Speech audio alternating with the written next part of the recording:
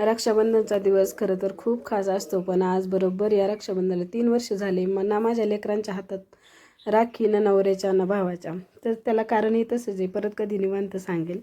तर रक्षाबंधनचा दिवस होता. सकाळी सकाळी आयुषला खूप ताप आला होता.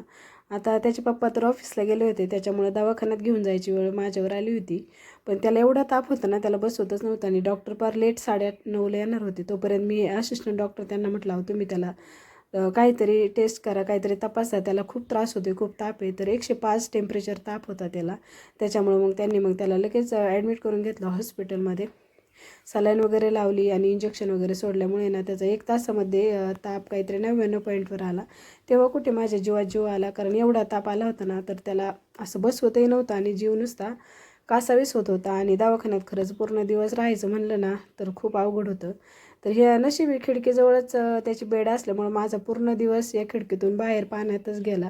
खरं तर या खिडकीतून मी पाहिलं की अनेक बायका मस्त साड्या वगैरे नेसून आपल्या रक्षाबंधनला जात होत्या, येत होत्या. पूर्ण दिवस या खिडकीतच बसून काढला मी. आयुषला जेव्हा बरं वाटलं ना थोडंसं, तेव्हा मी घरी गेले, त्याच्यासाठी वरण भात बनवून आणला. आता शहरामध्ये राहायचं म्हटलं ना तर ते एक फार अवघड होतं की जर कोणी आजारी पडलं ना तर जेवणाचे खाण्याचे सगळेच हाल होतात. त्याच्यामुळे मग मला घरी जाऊन त्याला डब्बा बनवून आणला. तोपर्यंत मी त्याच्याजवळ ना त्याच्या मित्राला बसवलं, त्याला वरण भात आल्यावर खाऊ घातला. आता त्याच्या तोंडाला काही चव नव्हती, पण थोडासा त्याने खाल्ला. आणि दिवसभर त्याच्याजवळ राहिल्यामुळे ना मला पण व्हायरल इन्फेक्शन झालं. ब्लड वगैरे त्याचं चेक केलं होतं, तर त्याच्या पिशवी वाढल्या होत्या, व्हायरल इन्फेक्शन दाखवलं थोडंसं. त्याच्यामुळे आता 2-3 दिवस झाले त्याला ॲडमिटच केले. आणि मी मात्र त्याच्यापाशी राहिल्यामुळे ना त्याची वाप लागून का काय मीच आजारी पडली, तुम्हाला आवाजावरून कळतच असेल. तर चला मग, आवडला असेल व्हिडिओ तर लाईक शेअर सबस्क्राईब करा माझ्या चॅनलला. चला तर मग व्हिडिओ येथे सेंड करते. Bye bye.